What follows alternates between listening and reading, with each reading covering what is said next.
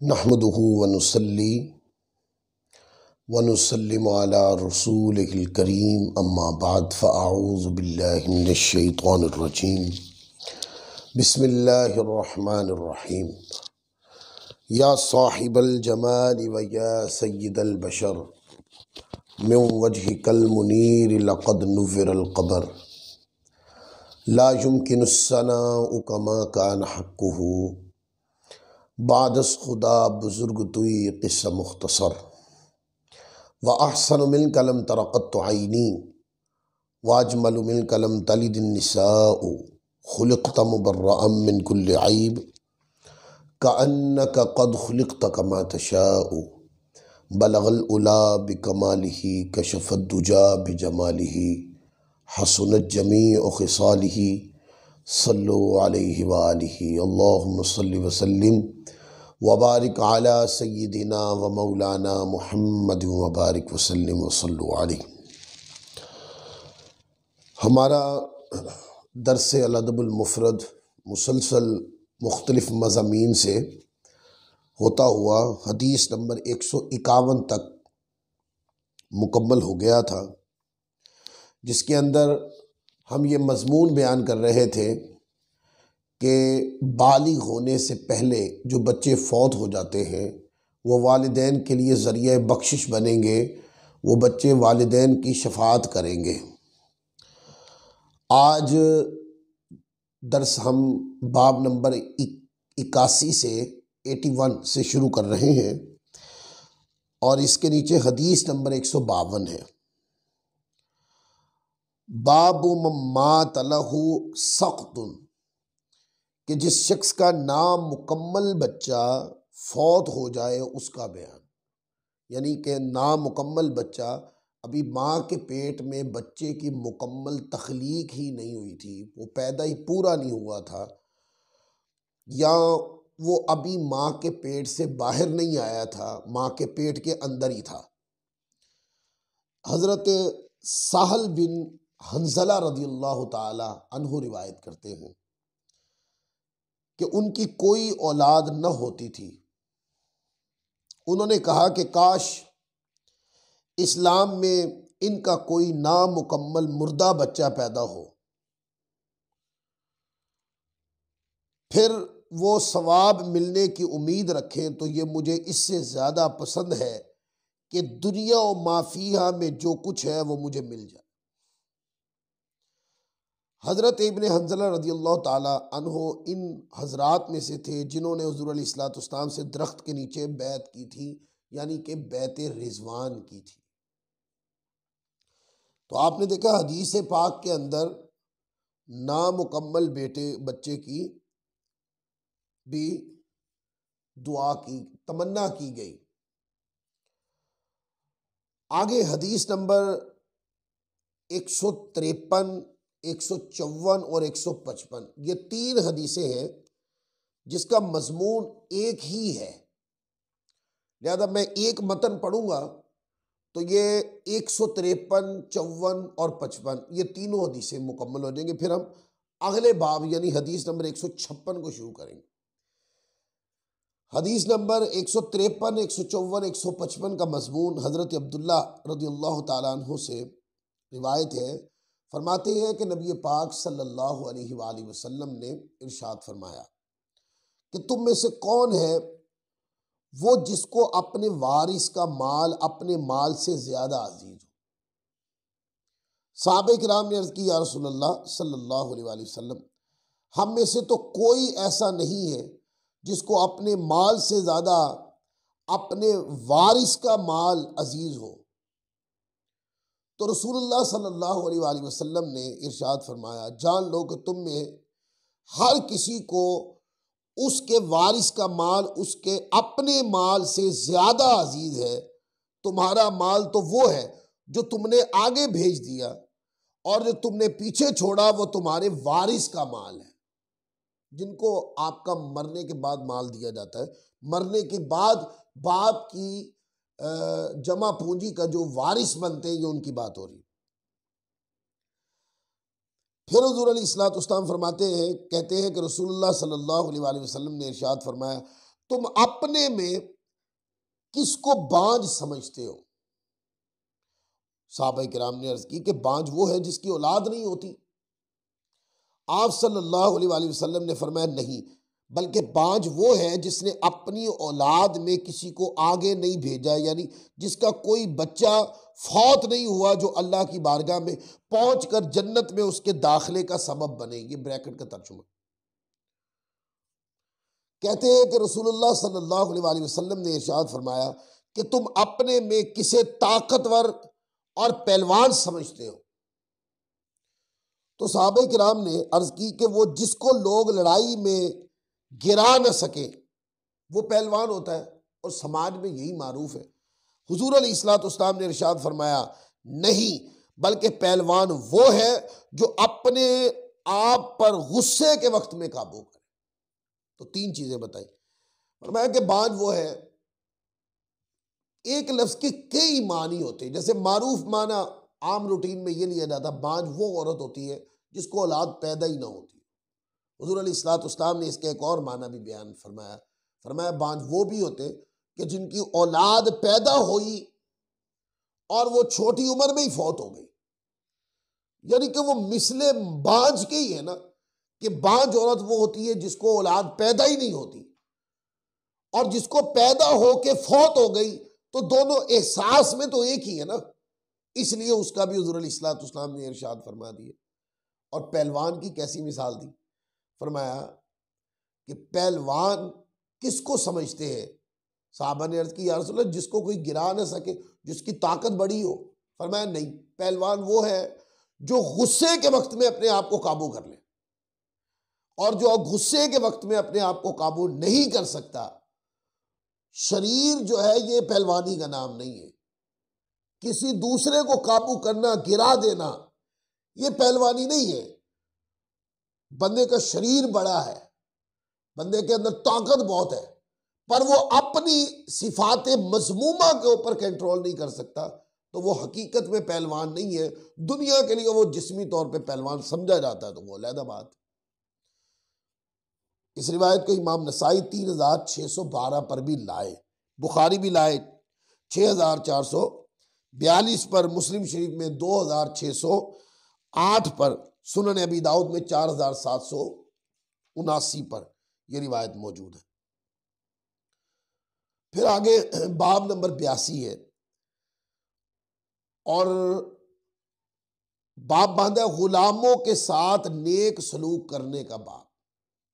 अब यहां से यतीमों वाला और बच्चों की परवरिश वाला जो हमारा सब्जेक्ट था वो ख़त्म हो गया। यहाँ से शुरू हो रहा है ग़ुलामों के साथ, यानी जो मातहत लोग होते हैं उनके साथ उससे सलूक करने का बाब।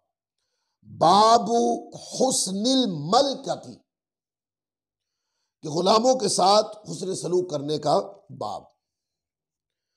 हज़रत नईम बिन यजीद बयान करते हैं कि हमसे हज़रत अली मुर्तज़ा रज़ियल्लाहु ताला अन्हु ने हदीस बयान की कि रसूल पाक सल्लल्लाहु अलैहि वसल्लम जब बीमार हुए तो आपने फरमाया, ए अली मेरे पास एक हड्डी लेकर आओ, मैं इसमें लिख दूं ताकि मेरी उम्मत मेरे बाद गुमराह ना हो जाए। हज़रत मौला अली कहते हैं, सो मुझे खौफ हुआ कि आप मुझ पर सबकत ना कर जाएं, यानी मेरे आने से कबल विसाल ना फरमा जाए। मैंने अर्ज की, मैं जुबानी याद रखूंगा। बाजुओं के सहीफे से आप फरमाएं। आपका सर अनवर मेरे बाजुओं और कोहनियों के दरमियान था। बस आप वसीयत फरमाने लगे, नमाज, ज़कात और अपने गुलाम के बारे में अल्लाह से डरो। आप इसी तरह फरमाते रहे हत्ता कि आपकी रूह मुबारक परवाज कर गई, और आप सल्लल्लाहु अलैहि वसल्लम ने इन्हें यानी हज़रत मौला कायनात अली मुर्तज़ा रज़ियल्लाहु ताला को शहादतैन के अल्लाह के सिवा कोई माबूद नहीं और मोहम्मद मुस्तफ़ा सल्लल्लाहु अलैहि वसल्लम अल्लाह के रसूल है का हुक्म दिया। जो दोनों शहादतों की गवाही दे उस पर जहन्नम हराम कर दी जाएगी। यानी जो सच्चे दिल से ईमान लाए बिल आखिर वो दोज़ख की आग से छुटकारा पाकर जन्नत में जाएगा। खुदा चाहे तो बगैर हिसाब किताब भी उसको जन्नत में डाल दे। अब ये बड़ी अहम रिवायत है इसके ऊपर एक बड़ी अहम गुफ्तगू मैं आपके साथ करना चाहता हूं। पहले ये चंद हवाले कोट कर लें। ये रिवायत इमाम अबू दाऊद रहमतुल्लाह अलैह ने 5156 पर भी इस मतन को रिवायत की है, जिसके अंदर ये लफ्ज मैंने पढ़े कि हुज़ूर अलैहिस्सलाम का विसाल ज़ाहरी करीब था, तो आपने मौला कायनात अली मुर्तज़ा रज़ियल्लाहु ताला अन्हु को फरमाया कि जाओ कुछ लेके आओ, हड्डी वगैरह या कोई लिखने की चीज़, ताकि मैं तुम्हें कुछ लिख दूँ। तो मौला कायनात अली मुर्तज़ा फरमाते हैं कि मैंने ये महसूस किया कि ये ना हो कि मैं इंतज़ाम करके आऊँ और हुज़ूर अलैहिस्सलाम आपका विसाल ज़ाहरी हो जाए। अर्ज़ की या रसूलल्लाह, आप फरमाए मैं याद रखूँगा अपने बाजुओं के ज़ोर पर, ज़हन के ज़ोर पर, यानी आपकी नसीहत को मैं मुंतकिल कर दूंगा लोगों तक।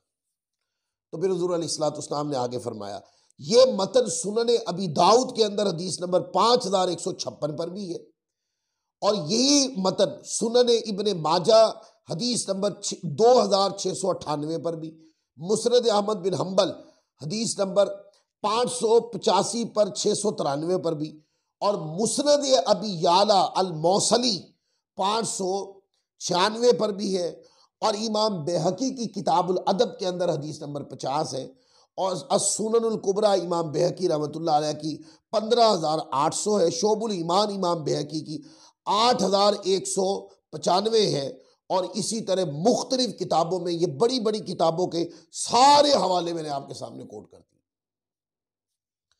यहां पर शिया लोगों को तंबीह करूंगा, ये हदीस किरतास का एक मजमून है। बुखारी शरीफ में जो मज़ामीन है, मुस्लिम शरीफ में जो मज़ामीन है, या इसी रिवायत के जो दीगर अल्फाज के तगय्युरात के साथ ये रिवायत आई, वो सारी हमने पढ़ी हुई है, जिसके अंदर ये है कि हुज़ूर अलैहिस्सलाम ने फरमाया कि कोई चीज़ ले आओ ताकि मैं तुम्हें लिख दूं। बस इतने से लफ्ज़ से शिया लोग ये निकालते हैं कि वो हज़रत मौला कायनात अली मुर्तज़ा रज़ियल्लाहु ताला की खिलाफत लिख के देना चाहते थे। लिखे नहीं है, वो कहते नहीं, खिलाफत लिख के देना चाहते थे। अब खिलाफत लिख के देना चाहते थे हुज़ूर अलैहिस्सलाम, ये एक गैबी अमल है। हुज़ूर अलैहिस्सलाम के ज़हन मुबारक में था, नहीं था, क्या था, पर ये शिया लोग क्यास करते, और क्यास की बुनियाद के ऊपर इमामत और खिलाफत के नाम पर एक पूरा मसला उम्मत को इंतशार में पैदा करने के लिए उन्होंने पैदा कर रखा है। मैंने एक दोस्त, एक जाकिर भाई से पूछा कि हदीस किरतास पर तो मैंने कहा आपको बहस ही नहीं करनी चाहिए। वो कहने लगे क्यों नहीं बहस करनी चाहिए? बहस करनी चाहिए उसके ऊपर, उसमें तो मौला कायनात अली मुर्तज़ा रज़ियल्लाहु ताला की खिलाफत लिख के देनी चाहिए, लिखी जानी थी, जो हज़रत उमर ने लिखनी नहीं दी। मैंने कहा इसलिए आपका तो तसव्वुर ये है ना कि मैंने कहा कि जब हुज़ूर अलैहिस्सलाम मक्का पाक से मदीना तशरीफ लाए तो मुकाम गदीर खुम के ऊपर मैंने कहा आप कहते हैं मन कुल तो मौलाहु फाली जुन मौला के लफ्ज़, कि हुज़ूर ने फरमाया जिसका मैं मौला उसका अली मौला।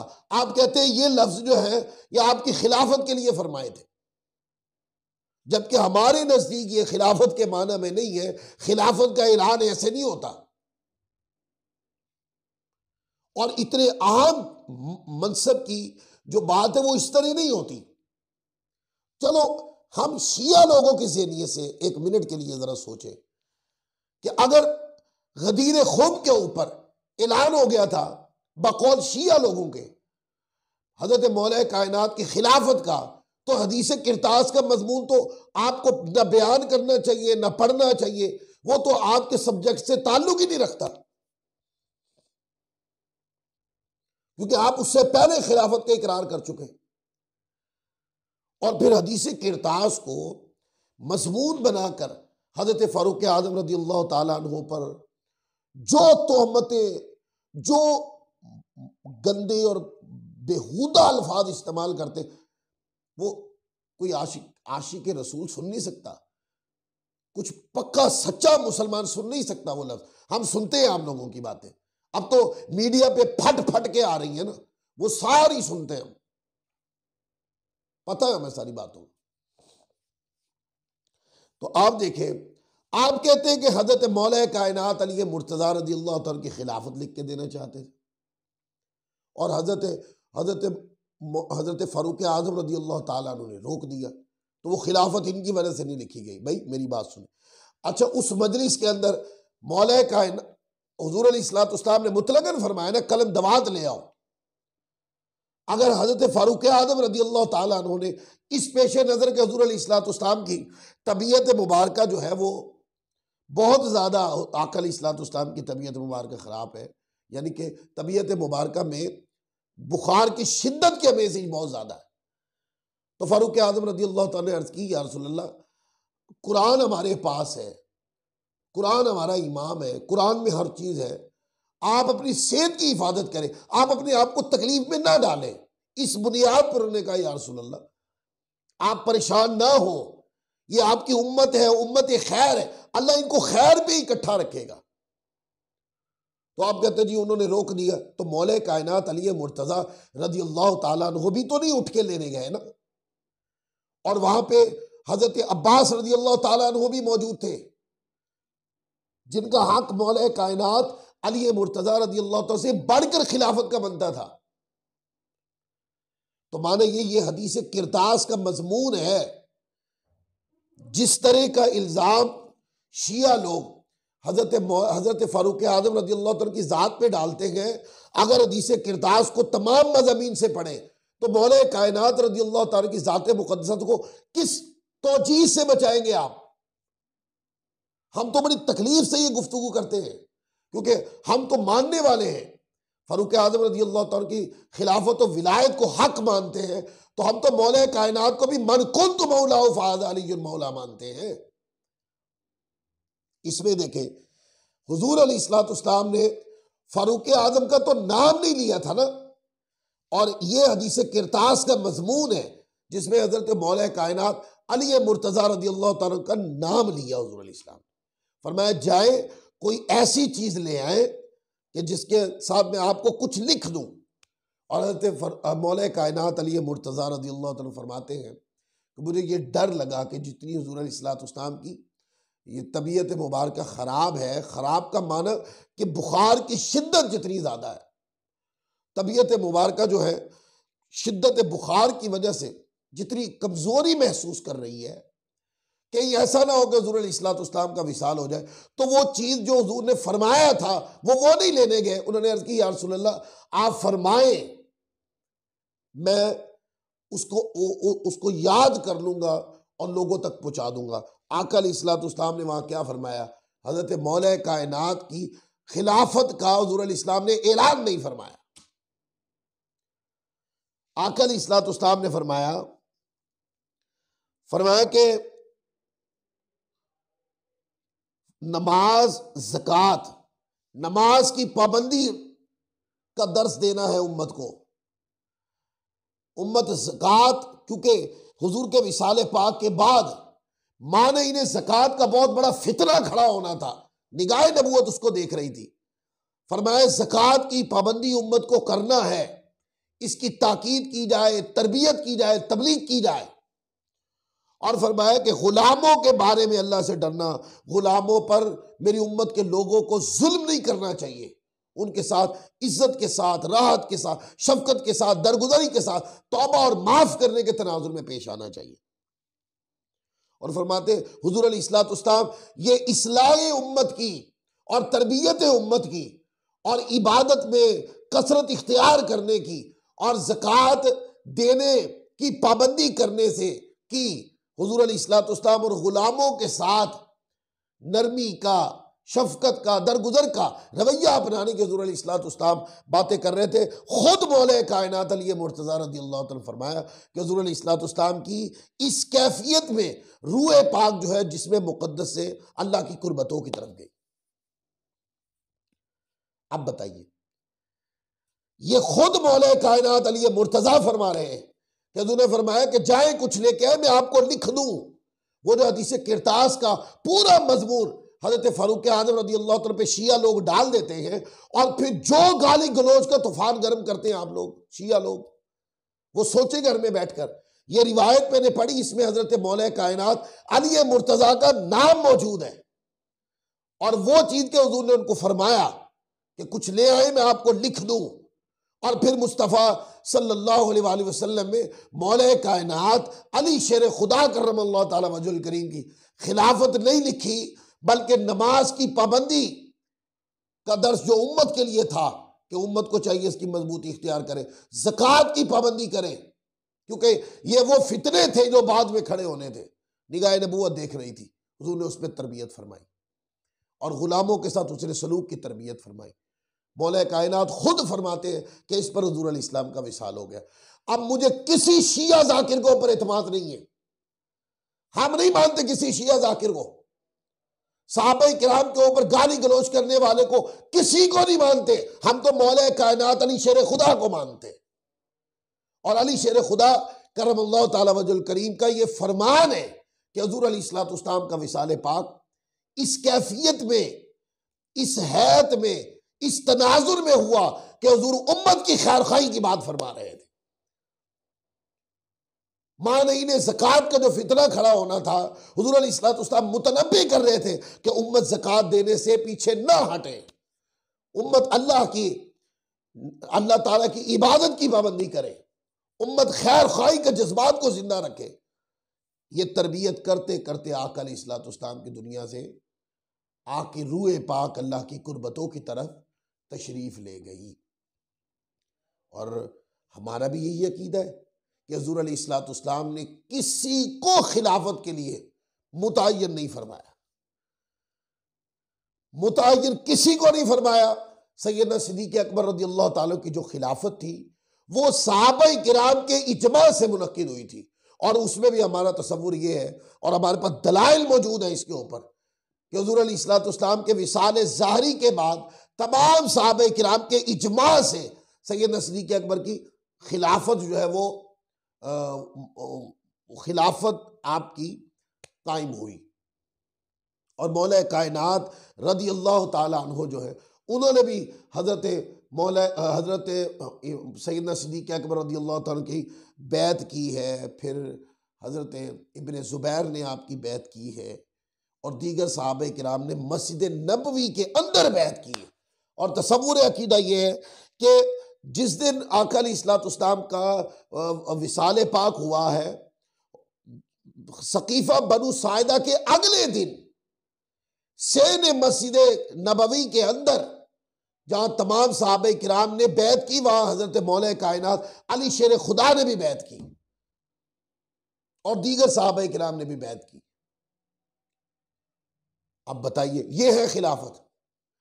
और कहना कि वो 6 महीने तक हजरत अली ने बैत नहीं की, वो जोरी का कौल है बुखारी मुस्लिम में।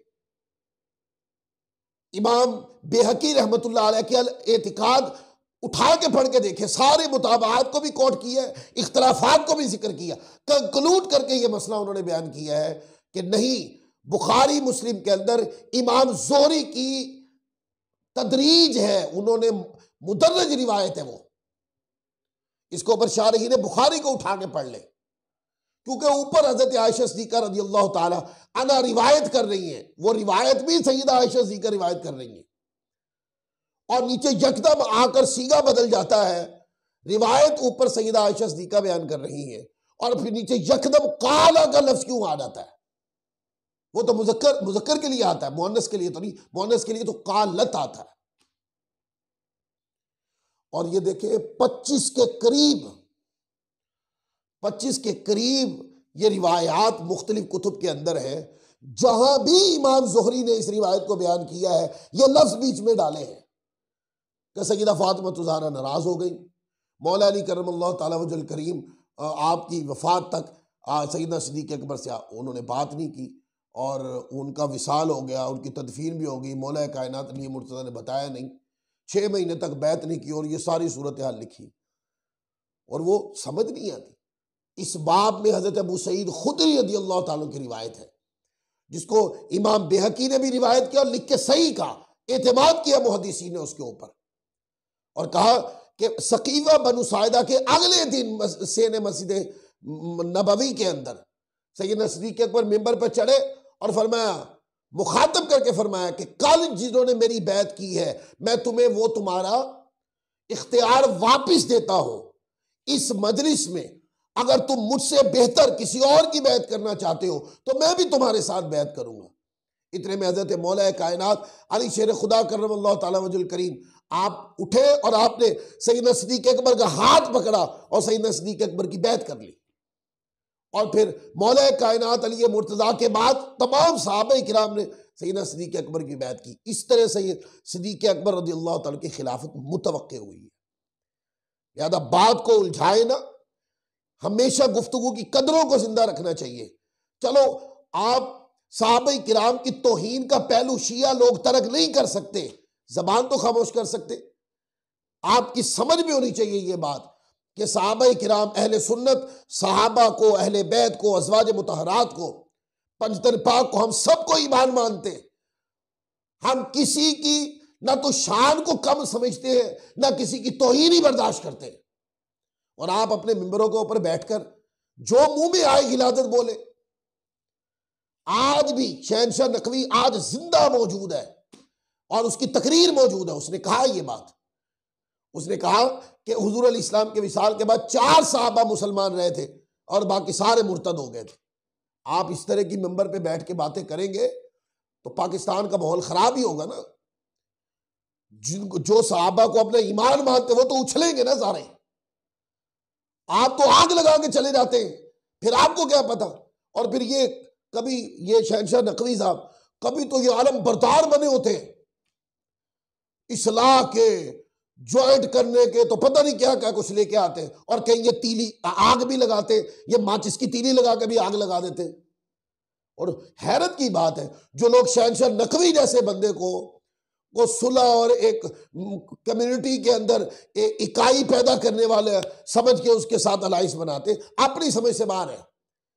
तारिक जमील जैसे लोग और दीगर, मुझे पता है वो सारे मीडिया पे आ रहे, सारे देखते सुनते। एक बंदा एक तरफ इस्लाह की बात करने की भी बात करता हूं, दूसरी तरफ तीली भी लगाता हूं, आग भी लगाता हूं। वो बंदा कभी भी मेजोरिटी को एक इकाई पे इकट्ठा नहीं कर सकता। एक इकाई पे लोग तब इकट्ठे होंगे कि आप एक दूसरे के जो मुकद्दसात है उसकी तौहीन को बंद करें। अहले सुन्नत पंजतन पाक को और अहले बैत अतहार को अपना ईमान मानते हैं। जो पंजतन पाक को, अहले बैत को ईमान ना माने वो तो गुमराह लोग हैं, वो तो बदबख्त है। इसी तरह शिया लोगों को यह समझना चाहिए कि जैसे अहले बैत पर ईमान जरूरी है और पंजतन पाक पर ईमान जरूरी है, इसी तरह इस्मत अज़वाज मुतहरात भी जरूरी है। यानी इज्जत अज़वाज मुतहरात भी जरूरी है, इज्जत सहाबा भी जरूरी है। आप एक खित्ते पे बैठकर एक अजमत को बयान करें, दूसरे अजमत के ऊपर आप गाली बके तो यह मुमकिन नहीं, यह इजाजत नहीं है इसकी। एक दूसरे को बर्दाश्त करना सीखे। अगर बर्दाश्त नहीं कर सकते तो खामोश हो जाए, आग मत लगाएं। तो इसलिए मैंने ये आपके सामने ये सही बुखारी शरीफ है, सही बुखारी शरीफ यानी इमाम बुखारी रहमतुल्लाह अलैह की अल अदबुल मुफरद है। और मैंने इसके तमाम हवाले इसलिए मैंने कोट किए थे ताकि आपको अच्छी तरीके से इस हदीस पाक के मज़ामीन की समझ आ जाए। अल्लाह ताला हम सबको अमल की तौफीक अता फरमाए। वमा अलैना इल्लल बलागुल मुबीन।